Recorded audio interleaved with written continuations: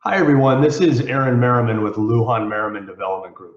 For those of you that may be less familiar with our firm, we're a multifamily investment company based here in Southern California.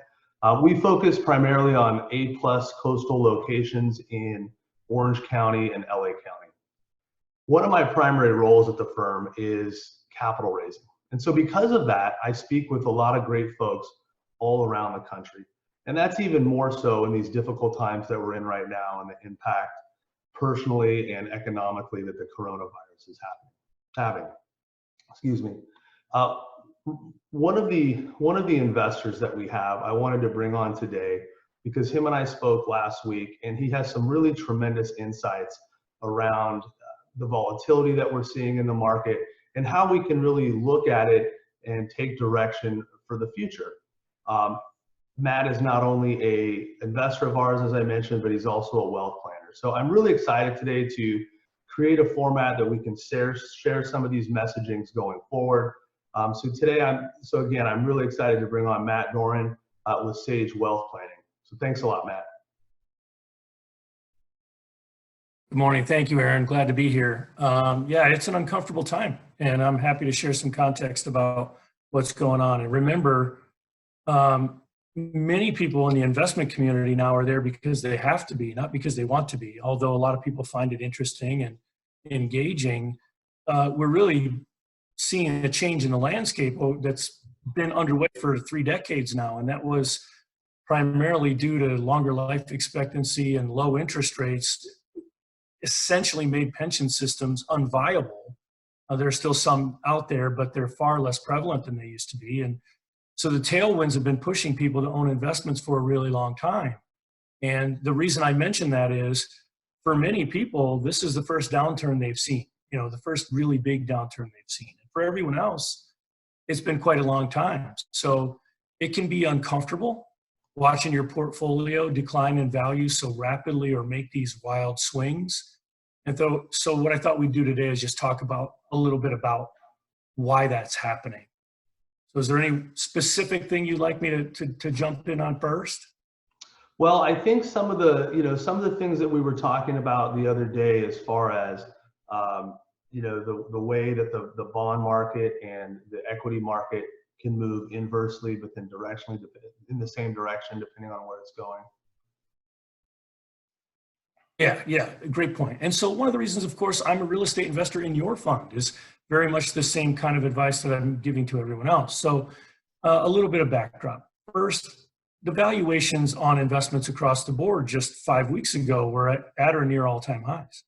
And some of that is due to the fact that we had a very strong economy, but it's also due to the fact that there's a lot of liquidity in the system, meaning money was cheap and easy to borrow. And that tends to mean that asset prices get inflated. In that environment, all it takes sometimes is a catalyst for things to pull back. And in this particular case, that catalyst came in the form of the coronavirus, which then turned into a very serious health crisis, but also a disruption in business.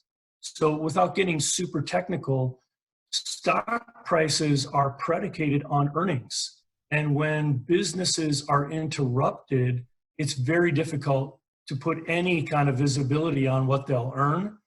So stock prices begin to trade on news, not numbers. And essentially that's what happened here was business got disrupted, and for good reason, we're taking very good measures to social distancing and closing and canceling and postponing public gatherings. But it makes it a little bit more difficult to forecast what companies are going to earn, and that's what stock prices are predicated on.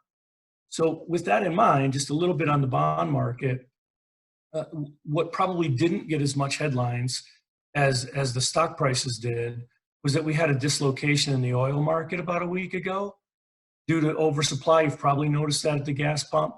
But with an oversupply of oil, we have major parts of the economy that are losing money, or at least not producing the revenue that they expected.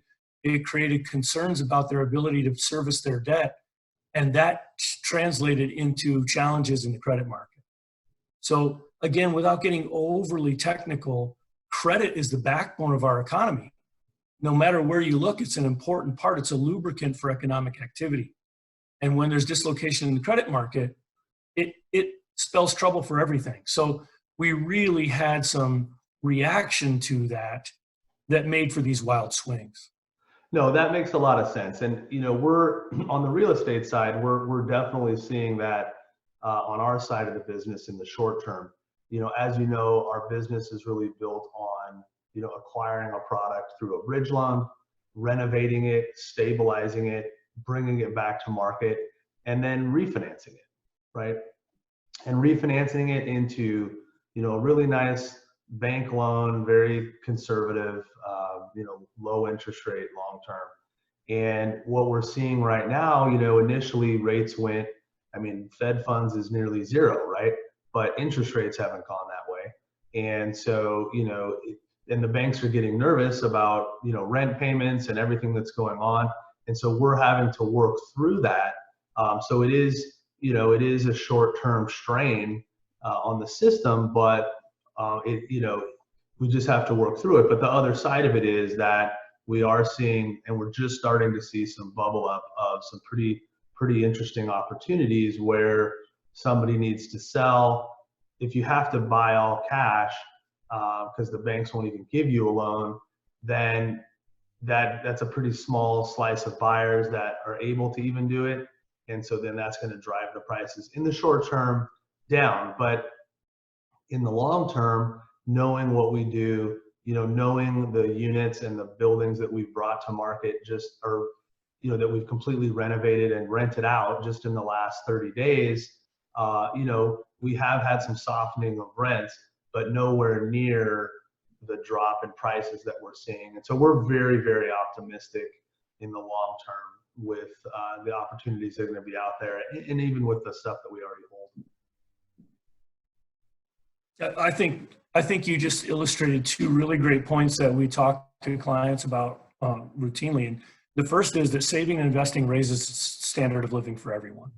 And anytime you divert resources from current consumption to something that is producing capital goods, building infrastructure, what you're doing over time is improving the productivity for everyone. And in your particular case, when you rehab or refurbish or modernize an apartment building or something in the local market, everyone wins, right? So the individuals and families that live there get an increase in their standard of living. The community benefits from the work that you've done, and the investor gets rewarded. So I think that that's an important point to make, is that saving and investing raises the standard of living. But the second point you made is really, really important for where we are right now.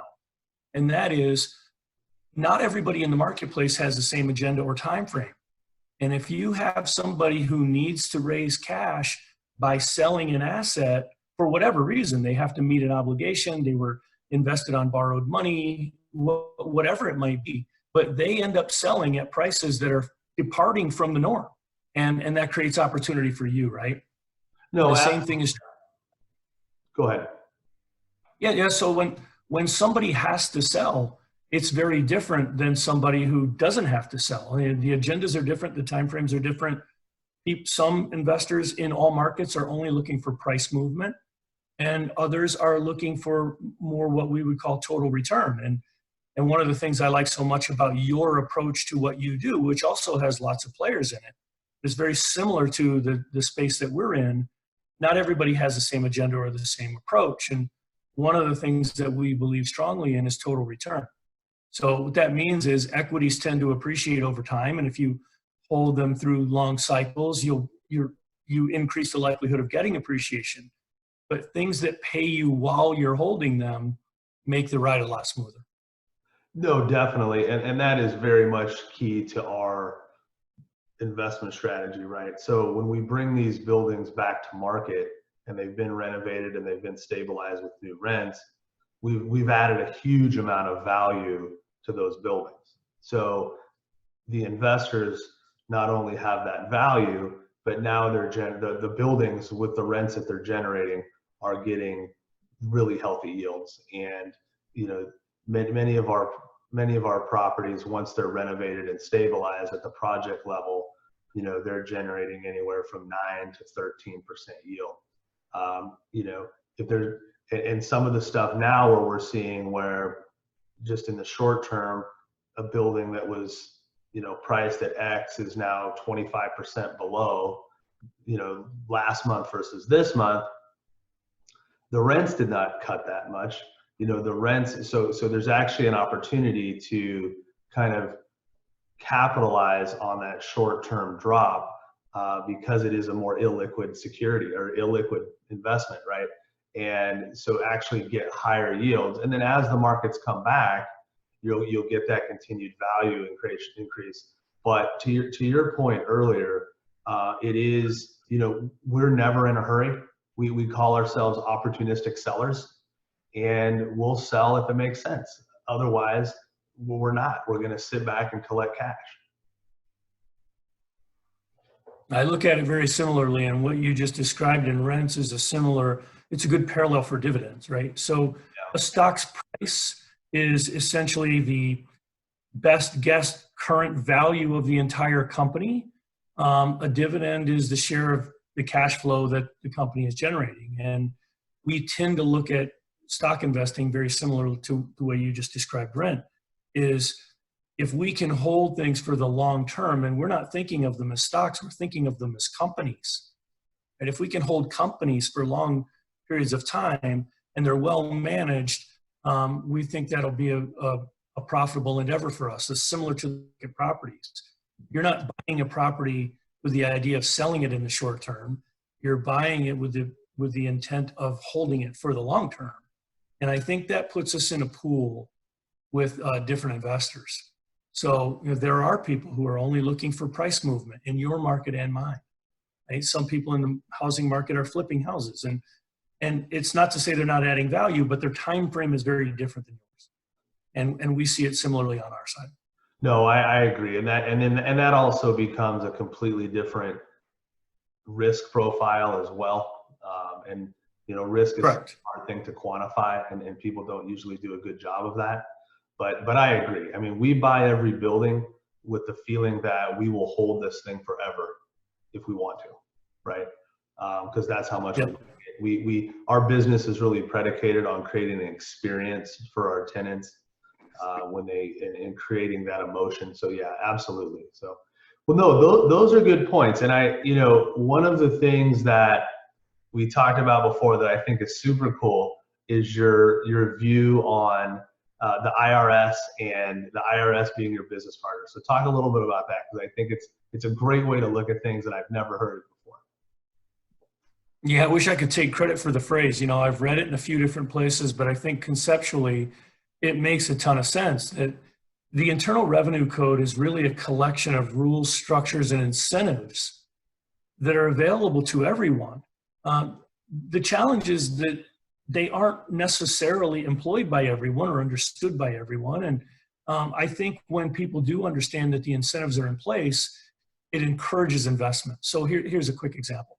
Dividends and capital gains have a preferred tax rate over ordinary income for most people. And that alone should indicate that there's an incentive to invest, right?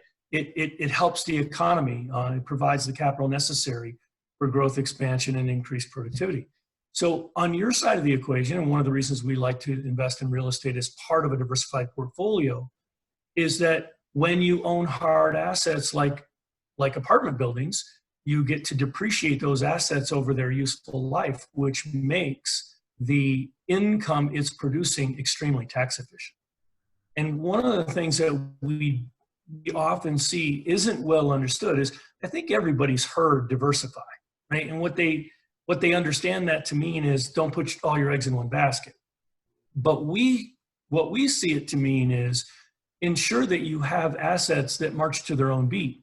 In fact, if you have some assets that move opposite to others, it will smooth the ride as economic cycles do their thing, right? So, but if everything moves in tandem, it can create wider swings, more discomfort, and it causes concern rather than smoothing the ride. So I think when somebody is truly diversified, they're looking at the type of assets the way they respond to different economic circumstances. I think when they're producing income, as we've discussed, it increases holding periods, and time leaches out risk. So absolutely, the Internal Revenue Code is full of incentives for investing in various ways. No, that is such a great point. And I think about just the, the strategic side of it, right? Our Fund 2, which 2019 was the first full year of operation for that fund. We spent a tremendous amount of time working with the tax partner at the accounting firm that we use that does our tax, and talking about how to do the fund and the tax most efficiently for our investors. And we're a little bit unique, so we operate in a fund model, right? Not an individual syndication. And there's definitely some advantages to that. But on the investor side, you're getting a K1 at the end of the year. And so you're carving out all these buckets of tax rate, right? And one of the things that everybody loves as an investor is ordinary income loss, right? Because that's the highest tax rate. And so, in 2019, we were able to, we did 3 very nice distributions to investors, but they had ordinary income loss. So when you really start digging into it and you start looking at effective rates of return and those kinds of things, it really gets exciting because you're bringing down, I feel like what we do is very conservative. We're doing it in a very tax efficient way. And then the returns are healthy. So you're getting a lot of, good things going in the right direction. And you really start to see it when you start doing the tax side of it. So it's a great tie-in to what you're saying. Well, it's absolutely right, Aaron. And the thing is that, as I said before, with pensions being less prevalent than ever before, the individual has the responsibility now to select and manage investments, determine when they have enough, draw from it at a rate that ensures they won't run out. And that's a tall order, to say the least. So we like to say that an investment is ultimately about income. It's either about income now or income later. And even when growth is primal, investments that produce income smooth the ride while owning it. So when we talk about diversification from a tax standpoint, it's about investment allocation. So what assets does a person own? It's about location. In what structures do they own them? And it's about tax diversification, right? So how can we move ordinary income to capital gain or dividend, house deferral, et cetera, to create the growth in income that people need and keep the tax burden as low as possible? Right. No, and that's a whole nother strategy. And that's really actually one of the big things that I like about what you do and your firm does, is you're looking at it holistically, the tax side, the investment side. And talk just real quick on that, because I know in the past you've talked about, and you had a great analogy that, kind of looking at both parts of that. Yeah, we like to think that investing without planning is like diet without exercise. Right. You can certainly get benefit, but a lot of the efficiencies of doing both are lost when you only do one. And I really believe that as individuals bear more responsibility for their outcomes, that there needs to be more strategy in place for achieving them. Right. And that's exactly what we're not accountants. In fact, you have an accounting background. What we have is a tax planning perspective as it relates to investments. And we do take that holistic view of all the moving parts: allocation, location, and tax strategy. Right. Okay. Awesome. Well, no, this has been great, Matt. I really, really appreciate the time. And I hope everyone that watches this does as well. But again, thank you very much. And hopefully we can do this again. Thank you, Aaron. All right. Have a good one.